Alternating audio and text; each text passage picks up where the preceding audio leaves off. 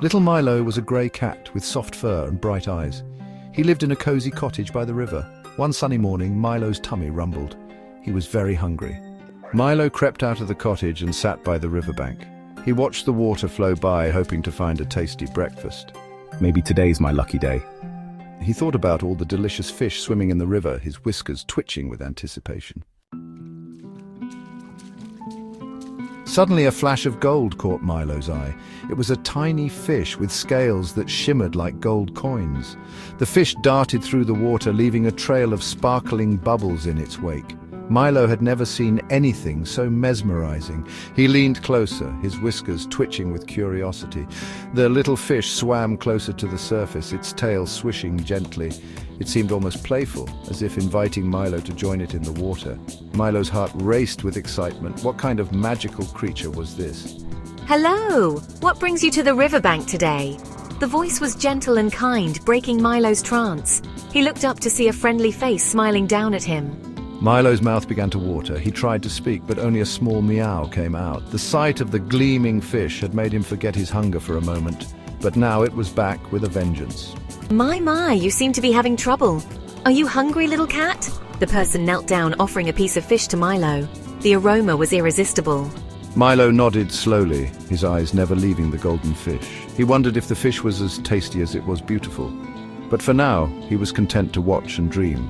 The golden fish seemed to wink at him, as if sharing a secret. Milo felt a strange connection to the little creature, a bond that went beyond mere hunger. It was a moment of pure magic by the riverbank. Well, my name is Bubbles.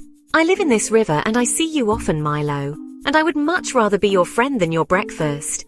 We could have so much fun together.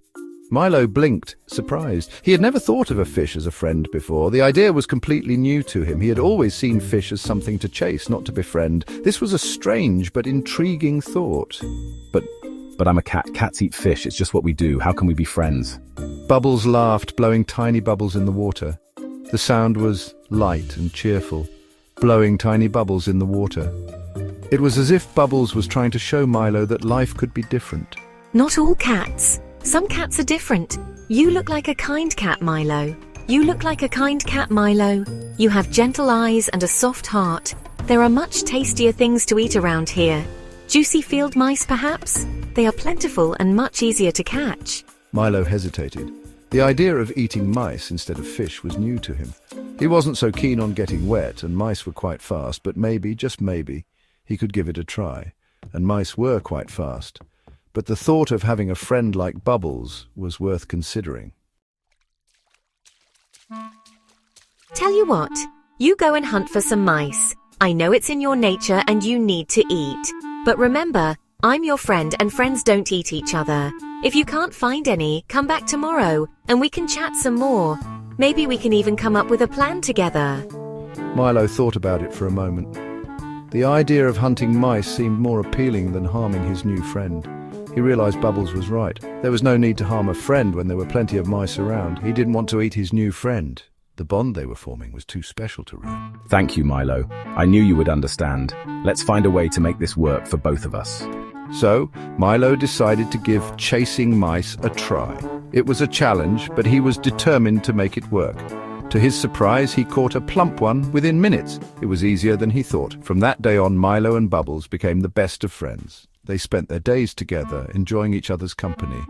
Milo would visit Bubbles every day, sharing stories and enjoying the warm sunshine by the river. They found joy in the simple things. And Milo never once tried to eat his fishy friend again.